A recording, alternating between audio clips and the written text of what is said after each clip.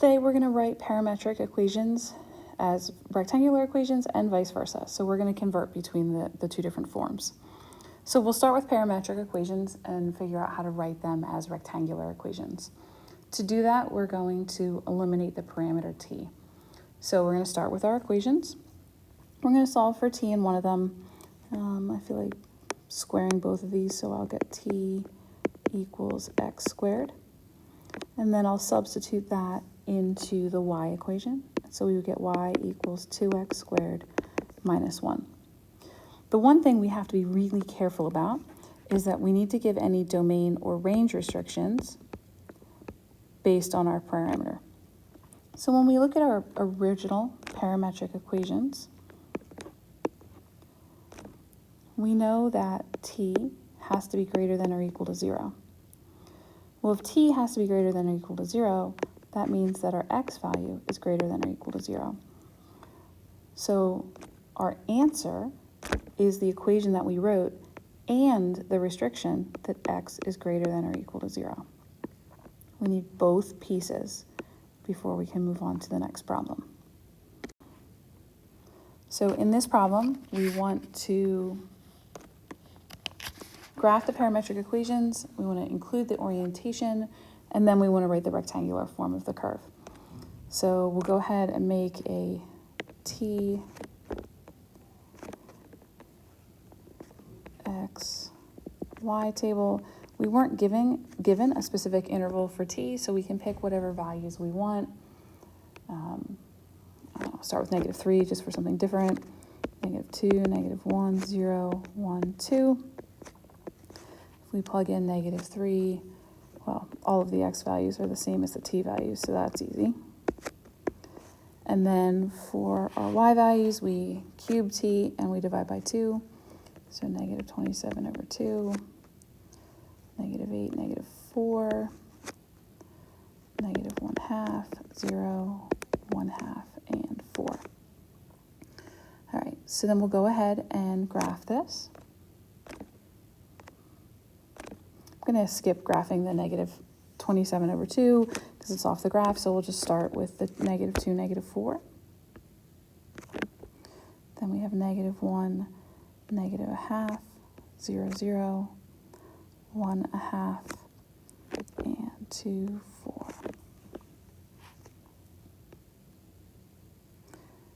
Because we are not given a specific interval, we can go ahead and draw this as a continuous curve that doesn't end.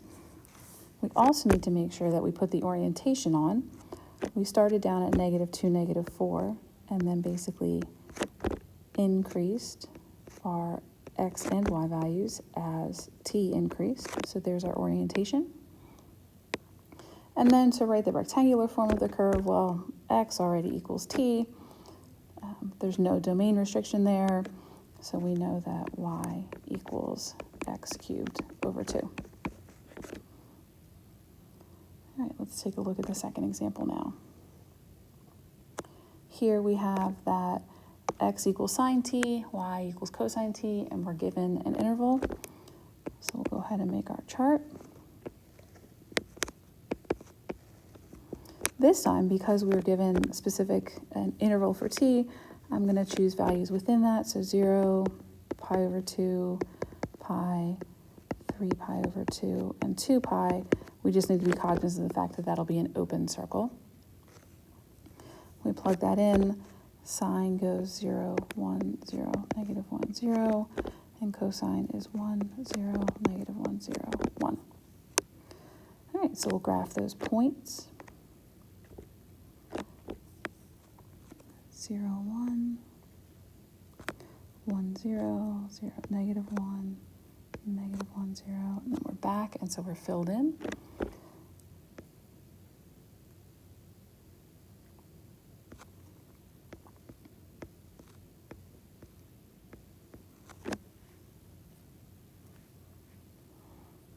All right, so it looks like we have a circle with a radius of 1, but now we're going to actually prove that by converting this to a rectangular equation. We don't know much about how sine and cosine are related to one another, but we do know that sine squared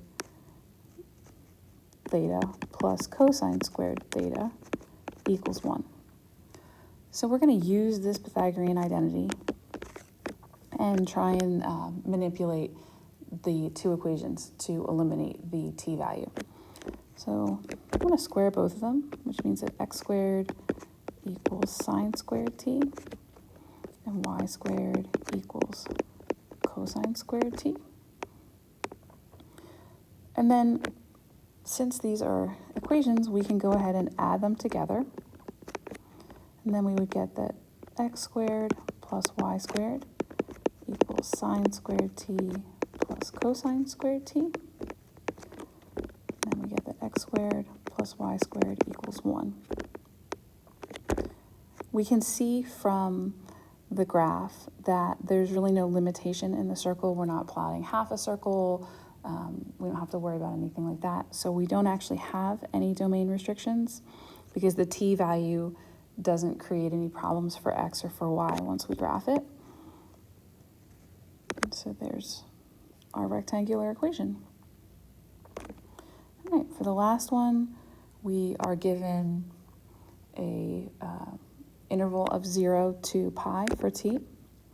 So we'll go ahead and make our chart.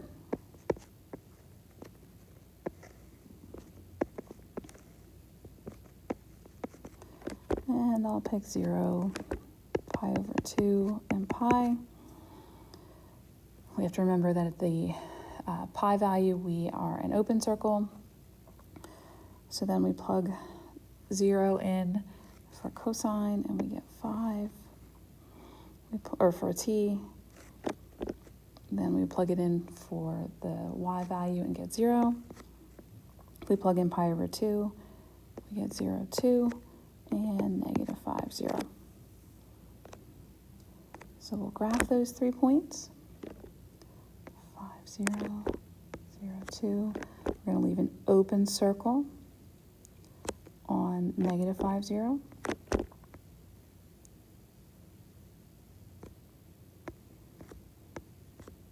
And include our orientation.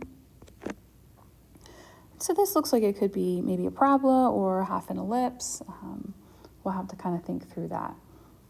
So now we have that x equals 5 cosine t and y equals 2 sine t. I'm going to stick with the Pythagorean identity where we have a cosine squared and a sine squared. So I'm going to square both of these equations. We get x squared equals 25 cosine squared t. And y squared equals 4 sine squared t. I don't really like that the cosine squared and the sine squared have different coefficients.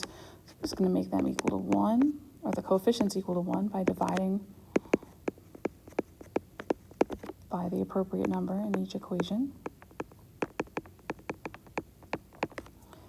And then go ahead and add them together like we did before.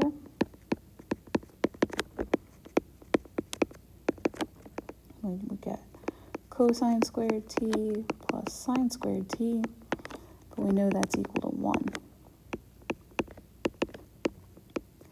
And what we have is the equation of an ellipse, but our graph is only part of the ellipse because we have a t interval that limits x to between negative 5 and 5, not including the negative 5.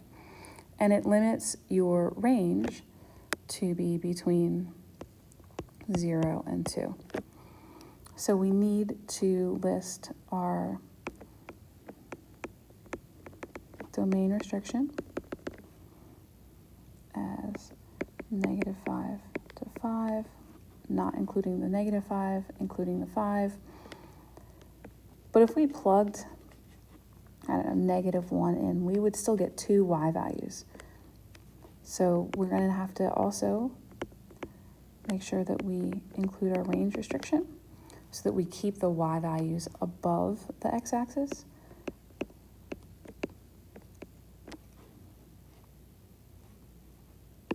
And now we have our rectangular equation with the appropriate restrictions. All right, so now we want to go from a rectangular equation to a parametric equation. And there are actually infinitely many ways to do this. So if the plane curve, or if the rectangular curve,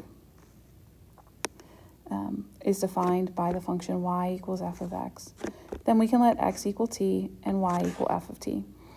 And we just have to make sure that t is in the domain of f. So if we consider that, then if we let x equal t, then y would equal 9 minus t squared.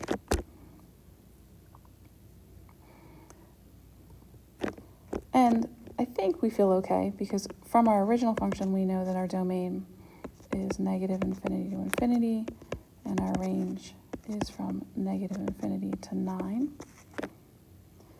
And really, if we plug any t value in, we'll still be okay with that. Where things might not be so good is if we look at letting x equal t squared. If we do that, then we get y equals 9 minus t to the fourth. But we have some problems because if we pick any value for t, if x is t squared, then the domain of x in this parametric is from 0 to infinity. And we've lost half of our curve. So this is not a good choice